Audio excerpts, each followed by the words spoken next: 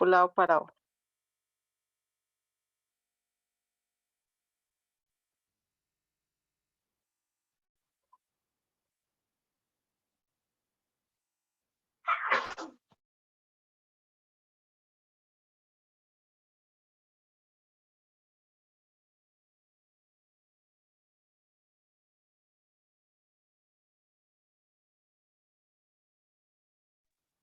Muy bien.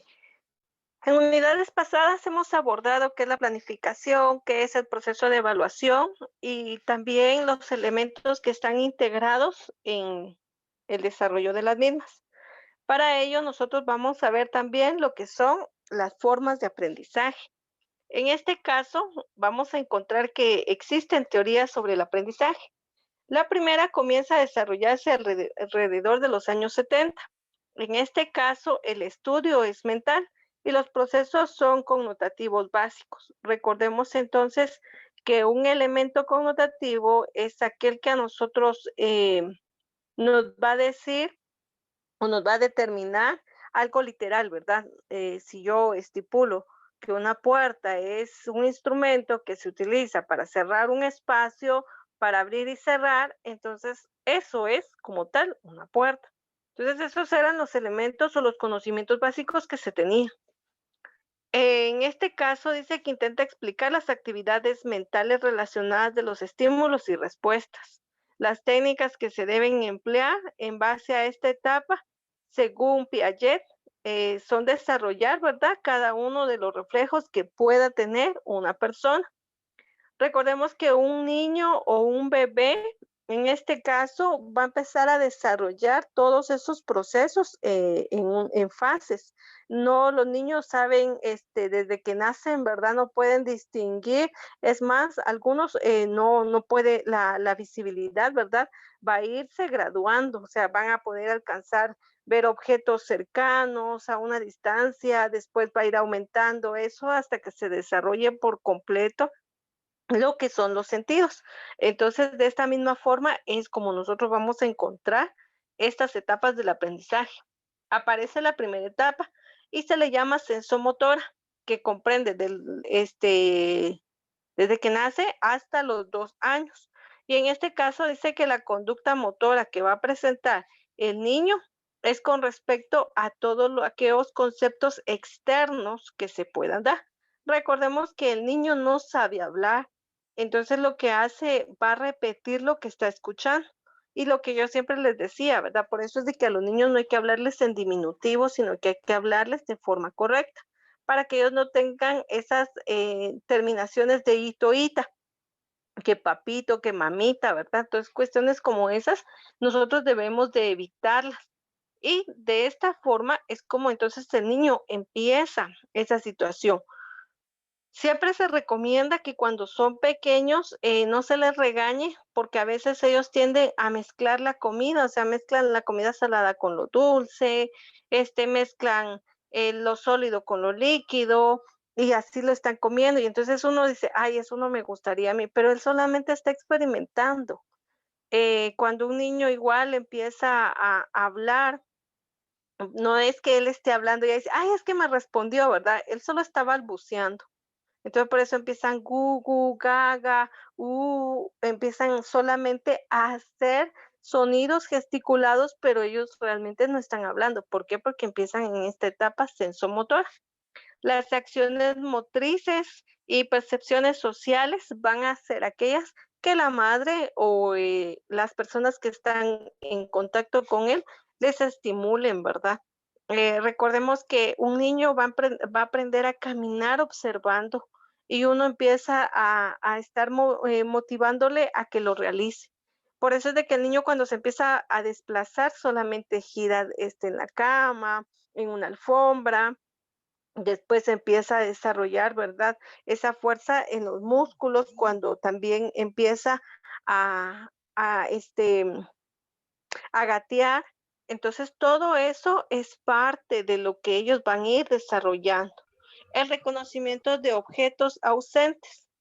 Esto es muy importante. Recordemos que nosotros empezamos a asociar sonidos, imágenes y cuestiones como esas.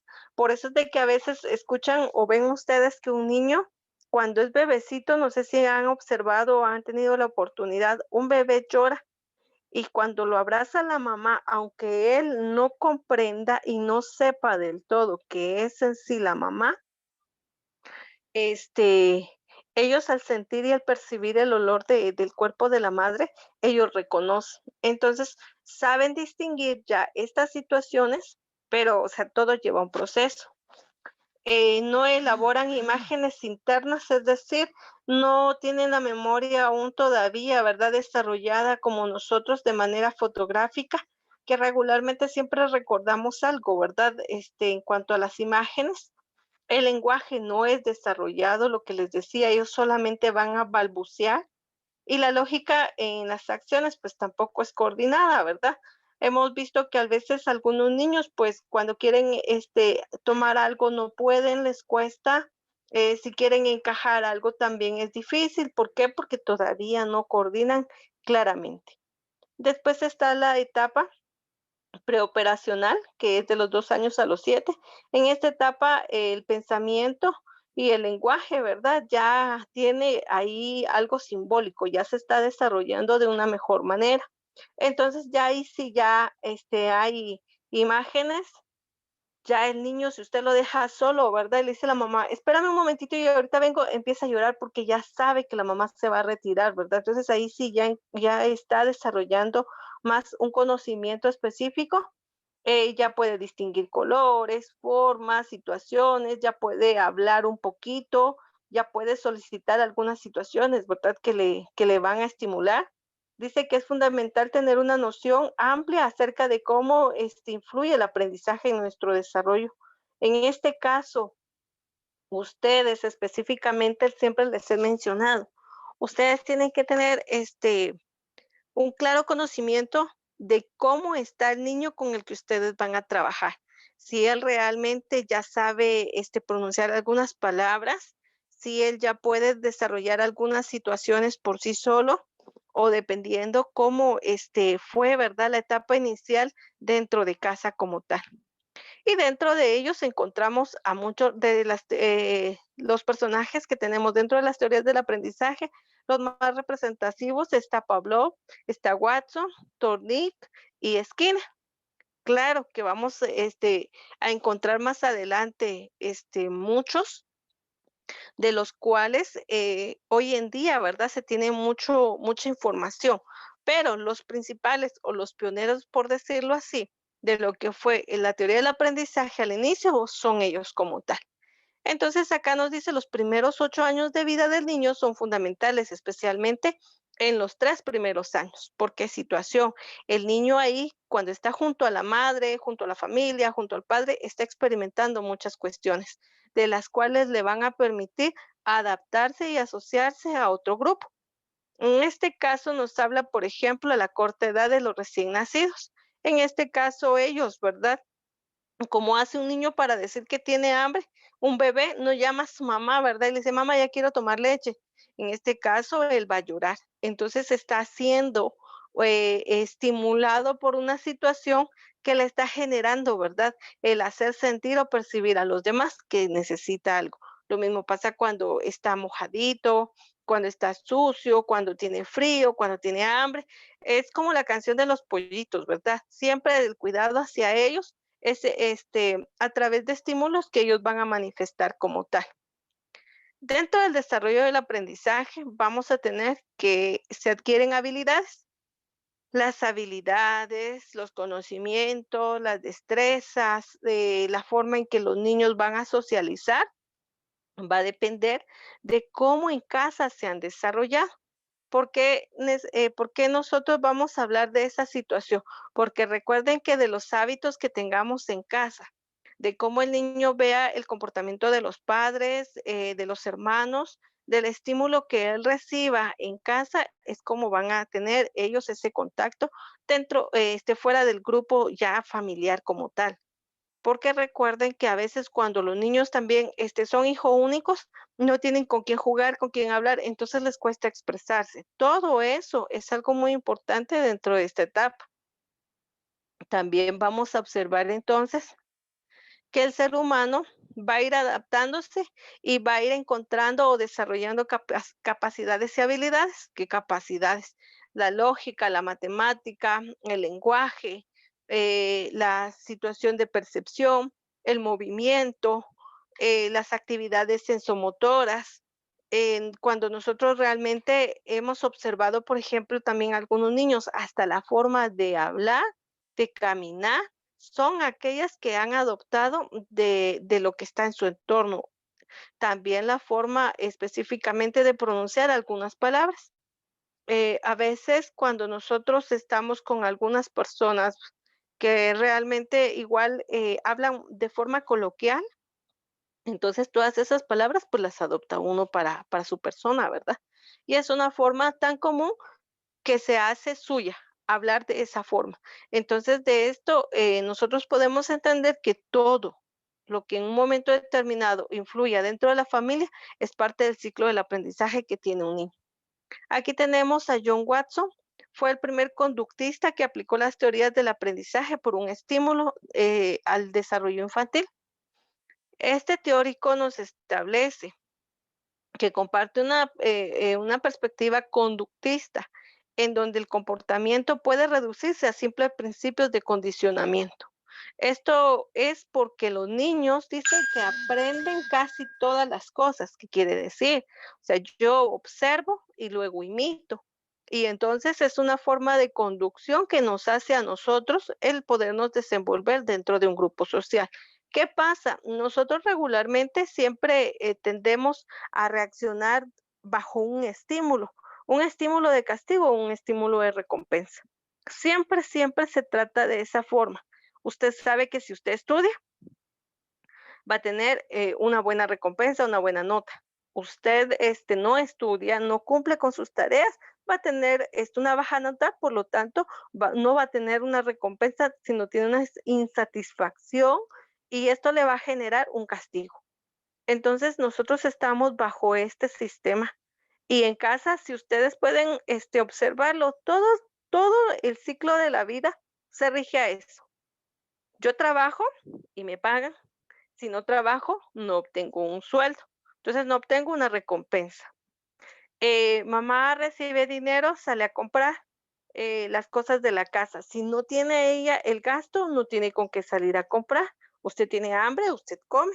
Usted está satisfaciendo una necesidad. O sea, todo es bajo un modelo establecido ya que se tiene dentro de la sociedad y por eso es de que él habla sobre esta situación de estímulo, ¿verdad? Para Piaget, la educación tiene como finalidad favorecer el crecimiento intelectual, afectivo y social del niño. Óigase muy bien, él no está hablando solamente del proceso formativo, él está hablando de una forma integral, porque está hablando de afecto y está hablando de una integración social. Pero en este caso también hace referencia a que de acuerdo a la cultura, de acuerdo a la estructura social que cada uno pertenezca, es como el niño va a entender y va a desarrollar esos conocimientos. Por eso siempre la tendencia de hoy en día es hablar del constructivismo, porque todo lo que esté en su entorno tiene que favorecerle y tiene que serle de satisfacción al niño para poder desarrollarse como tal. Acá entonces nos dice las actividades de descubrimiento. En este caso, van a ser aquellas que el niño tenga para imitar, ¿verdad? O sea, yo tengo mi ejemplo, yo lo imito, yo lo desarrollo, yo aprendo, yo voy a hacer todo lo que esté en mi entorno social. Cuando vamos a la escuela, ¿qué pasa? Pues la maestra también es un modelo, ¿verdad? La maestra nos dice, bueno, lo que yo voy a escribir en la pizarra, ustedes lo van a copiar y lo van a repetir. Entonces ahí nosotros ya estamos otra vez generando un modelo, un ejemplo, una conducción específicamente y sabemos entonces que el niño va a reaccionar a los estímulos que nosotros presentemos como tal. Pero para ello también se necesitan de muchas situaciones. Ya hablamos entonces de lo afectivo, ya hablamos entonces de la integración social, pero ahora se habla también de las necesidades biológicas. Entonces, según Sigmund Freud, organizó varias etapas del desarrollo psicosexual. En este caso ya emplea él dos aspectos, los aspectos internos y los aspectos físicos. ¿Qué quiere decir esto? En la etapa oral del nacimiento viene de los 12 meses a los 18, es decir, de un año, año y medio. En este primer año de vida, la boca es la zona erógena predominante. ¿Por qué creen ustedes que es así? En este caso, recordemos que todo objeto y toda sensación que un niño tenga, siempre lo va a querer llevar a la boca.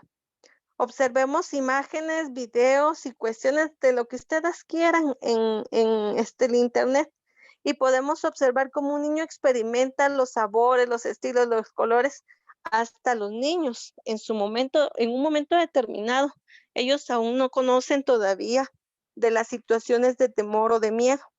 Es hasta que el mismo modelo impuesto le ha generado al niño crear estas situaciones. Hemos podido ver muchos videos, o si no han tenido la oportunidad, igual búsquenlo, donde están los chiquitos jugando con ratones, con lagartijas, con lombrices. Hay niños que besan los sapos. Entonces, no existe esa situación de temor por la misma situación que él está experimentando apenas. Y por eso les decía con relación a los sabores, ellos no importa si está dulce y amargo y salado, ellos están experimentando.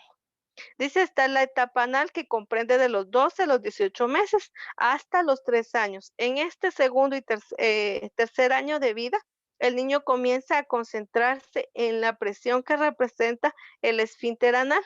Es decir, se recuerdan que los chiquitos, ¿verdad? En un momento determinado, cuando son bebés, ellos defecan, ellos orinan, pero ellos no están diciendo, ay, ¿verdad? Yo voy a ir al baño o mami, necesito tener el pañal. O sea, ellos no manejan aún todavía esa situación. En esta etapa ya ellos ya manejan esta situación y por eso es de que empieza el conflicto que aquí dice claramente entre padres e hijos, porque está el papá y la mamá, ya estás grande, ya deberías de ir al baño solo, no deberías de ensuciarte, no deberías de mojarte, etcétera, etcétera.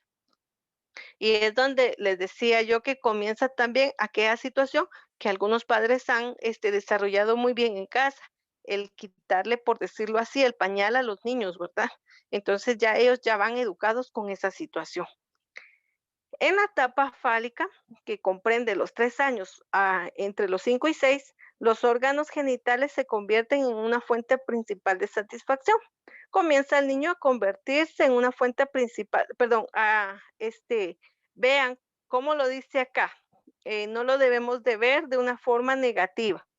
Dice que el niño comienza a masturbarse y realizar actos eróticos, es decir, la etapa donde aparece el complejo de Edipo, que es una atracción sexual por su progenitor, pero en este caso no lo vamos a ver de forma maliciosa, sino es una situación que se va a desempeñar por muchos casos. Una, porque recuerde que es un sexo opuesto. Segundo, porque recuerde que es el ejemplo que se tiene. Tercero, porque es la persona más cercana que tiene y por eso genera una atracción sexual. En este caso, no es un complejo malo porque es cuando el niño apenas está experimentando. Entonces ahí tenemos que tener mucha comprensión de la situación. Claro está, todo va a ir en proceso y en etapas que no se deben de confundir. O sea, no vamos a cambiar o a pensar que esto es algo dañino. Ay, no, ¿verdad? Esto va en contra de. Es todo ser humano atraviesa por esta situación. La única diferencia es que algunos padres ni se dan cuenta, otros lo lograron experimentar y se asustaron y otros pues lo ven normal porque es parte del desarrollo del ser humano. Y siempre va a darse en esta etapa. Experimenta, crea y aprende. Los niños pueden desarrollar un carácter tímido y retraído cuando se les niega la oportunidad de experimentar nuevas cosas. ¿Qué pasa? El papá le dice, no toque, no haga, no agarre, cállese, siéntese, no haga ruido, no rompa, no destruya, no, etcétera. Y entonces todo es castigo, castigo, castigo y disciplina. Ay, es que mira mi niño tan bonito, ¿verdad? Él ni siquiera se mueve, sí, no habla, definitivamente. ¿Y qué pasa? En esta etapa se retrae mucho al niño. Por eso ustedes tienen que tener mucho cuidado en una clase. Cuando usted se dirija a un niño, no lo puede hacer en un tono muy fuerte. Tiene que establecerle al niño cuándo es un castigo y por qué es un castigo, cuándo es una recompensa y por qué es una recompensa. Muchas veces, los niños empiezan a tener este tipo de trastornos en sus caracteres, porque a veces el padre tiende a creer que el niño va a suponer que lo que está realizando es malo. ¿Y qué pasa? Muchos padres lo que hacen es que rápido, castigan, reprenden, no sé, golpean a los niños para decirle que fue incorrecto lo que hicieron, pero nunca le explicaron qué era lo incorrecto que realizaron. Entonces, caemos a aquella situación que siempre les he contado, ¿verdad? Donde el monito llegó a un grupo, ¿verdad? Y ya el grupo ya sabía que si tocaba la penca de las bananas, ¡pum!, se mojaban todos. ¿Y qué pasó? O sea, todos se habituaron a eso, pero solo el primer mono supo por qué era que golpeaban a todos. Entonces, todo esto hay que tener mucho cuidado cuando nosotros trabajemos con los niños. Ambos progenitores, así como otros miembros de la familia, tienen que participar en el cuidado de lo que es el niño, en lo que es poder ser modelos, pero modelos que en realidad involucren a los niños para poder desarrollar un aprendizaje claro, un aprendizaje en donde el niño sepa por qué sí o por qué no. La aplicación del conductismo en la enseñanza se ha realizado por diversos autores, sin embargo, no habría la menor duda para Skinner, que fue el principal en generar una serie de principios y técnicas específicas en la mejora de la calidad, basados en esta situación como tal. Entonces, él hace, ¿verdad? O desarrolla lo que son los principios de la enseñanza según el modelo conductual. Acá nos dice, para alcanzar un desarrollo psíquico adecuado, el niño necesita recibir el cariño, atención durante los primeros años. Ustedes van a ver que los chiquitos van a llegar y ¿cómo está, señor profe? Beso y abrazo. ¿Por qué? Porque es lo que reciben en casa. Van a ver niños que solo buenas y hasta ahí. Entonces todo eso es porque desde pequeños es el modelo que han tenido para poderse desarrollar. No faltará más de algún niño que se confunda en algún momento y le vaya a decir mamá o papá. Los niños y niñas tienen las mismas necesidades físicas, mentales y emocionales. Cuidadito con eso. La división no se hace en relación a las capacidades físicas que pueda tener entre hombre y mujer, sino tiene que desarrollarse en las capacidades mentales, intelectuales, habilidades y destrezas que puedan desarrollar los niños. Entonces, cuidadito, porque a veces subestimamos una fuerza física con una fuerza intelectual. Entonces, no podemos caer en ese error también.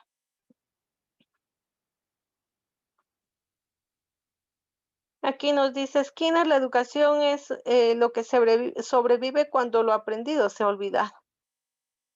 Recordemos que a veces solo memorizamos cuestiones, ¿verdad? Por salir del paso. No aprendemos, no nos educamos, simplemente repetimos, repetimos y repetimos. Está Frederick Skinner, nació el 20 de marzo de 1904 en Pensilvania. Su padre era abogado y su madre era inteligente y fuerte ama de casa. Su crianza fue al viejo estilo del trabajo duro. Era un chico activo y extrovertido que le encantaba jugar fuera de casa y construir cosas. Le gustaba la escuela, sin embargo, su vida estuvo exenta de las tragedias, no estuvo exenta, perdón, de las tragedias, luego de fallar varios intentos de ser escritor dentro de la psicología. Acá entonces nos muestra, ¿verdad?, la biografía de Skinner. Escribió en 1938 el libro titulado La conducta de los organismos, en el cual introdujo sus estudios sobre el condicionamiento operante. El condicionamiento operante es otra situación, ¿verdad?, que siempre se tenía. Recordemos que el adiestramiento que se utiliza, por ejemplo, en los animales es efectivo. En un perro, casi regularmente Los animalitos que adiestran son perros, delfines, ¿verdad? Focas, entre otros, no sé, un elefante posiblemente en el circo, ¿verdad? Pero el ser humano de igual forma responde también, a estímulos y emite conductas específicas. Nosotros regularmente hablamos, también hasta con los gestos, ¿verdad? Y a veces manifestamos más con los gestos que con las palabras. El pensamiento de Frederick Skinner dice analizó la conducta animal de ratas y palomas para poder entender que a partir de estos análisis podría estudiar otras variables más complicadas como el comportamiento del ser humano, pero en lugar de reforzar la respuesta biológica buscó desencadenar el comportamiento voluntario, modificar sus modos de los animales para la observación de dicho comportamiento en su entorno, ¿verdad? Entonces, vuelvo otra vez al adiestramiento. Se recuerdan que si generamos un estímulo en un animal, pues rápidamente nos va a responder, lo que yo les digo siempre. O sea, no es que cuando yo le ponga la mano al perro y le diga yo, dame la pata, y el perro me la da, es que él sabe o comprenda, sino ya lo adiestramos a esas respuestas como tal. Aplicó su llamado conductismo radical al estudio del comportamiento humano, tanto en el campo de la pedagogía como en la comunicación social. Un ejemplo podría ser los recados del temor, que se relacionan menos o temporalmente, mientras que los reforzamientos positivos consolidan el efecto de la identificación y el asentamiento. Según Skinner, el lenguaje es adquirido a través del aprendizaje, pero por esta forma mediante el esfuerzo selectivo en función de las gratificaciones y la socialización percibidas de un niño. Recordemos que vuelvo a repetirles, lo que los niños observan es lo que van a generar, lo que los niños vean es lo que van a querer imitar.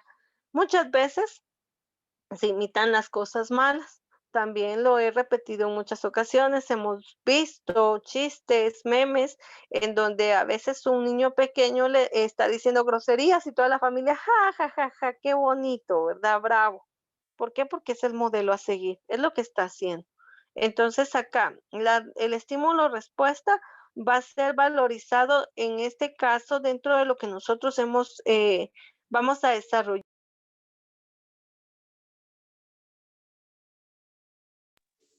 No podemos perder de vista que cuando nosotros estamos trabajando con los niños, alguna operación, alguna letra, alguna situación, siempre hacemos que el niño repita. Y este condicionamiento hace que sea algo que vaya a desarrollar él en su momento como algo repetitivo. Entonces, volvemos otra vez a generar una conducta a través de un estímulo de la cual nosotros obtenemos una respuesta. ¿Qué pasa entonces? Les digo yo a los niños, bueno, esta es la letra A y todos repetimos A y luego empezamos, esta es la vocal E y todos repetimos E y empezamos A de árbol, A de ardilla, A de aro y empiezo yo a hacer esa situación. ¿Qué pasa entonces con el niño? El niño va memorizando, va guardando esa información y cuando usted le pregunta, ¿cuál es la letra A? Y él empieza a recordar, A de ardilla. Y así es como nos lo responden, ¿verdad? Y después dice, ¿cuál es la letra P? Ay, ¿cuál es la P? Ah, P de papá. ¿Y cuál es la letra M?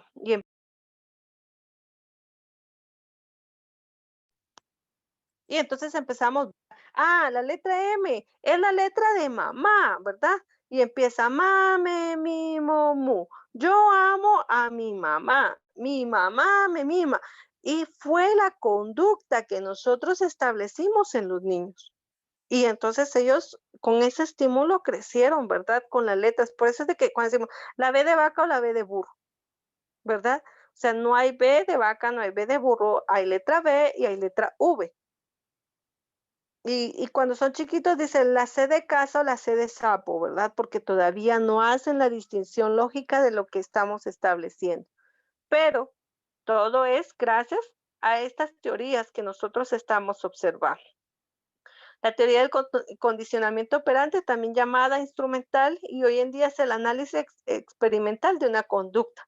En este caso es la teoría psicológica del aprendizaje que explica la conducta voluntaria del cuerpo.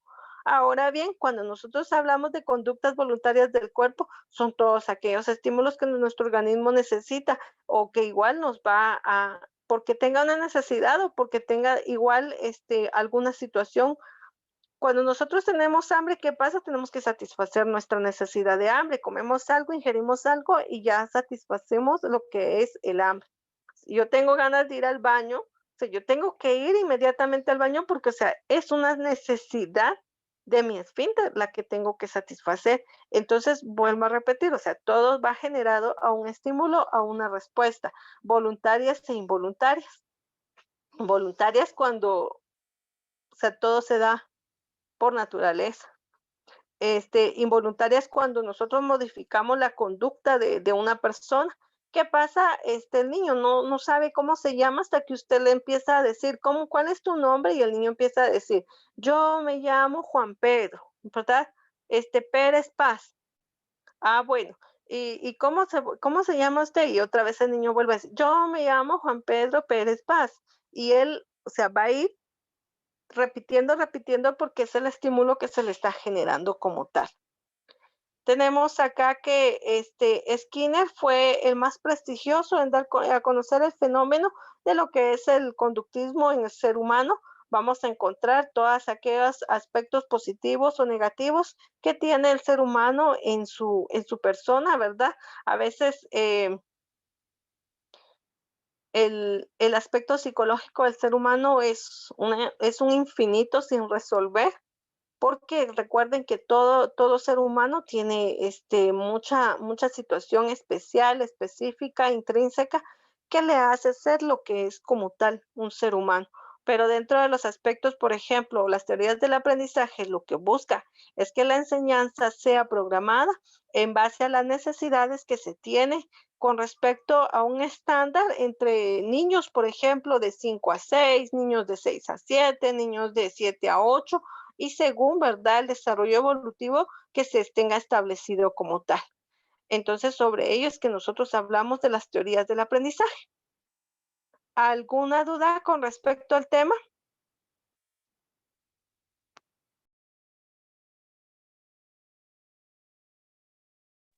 No, señor.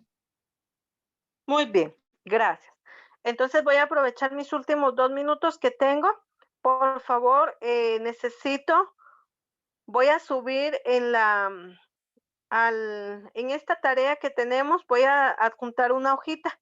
En esta hojita va a estar la dirección o el enlace donde ustedes van a entrar para el día que les corresponda la clase. Por favor, como al inicio solo comencé con la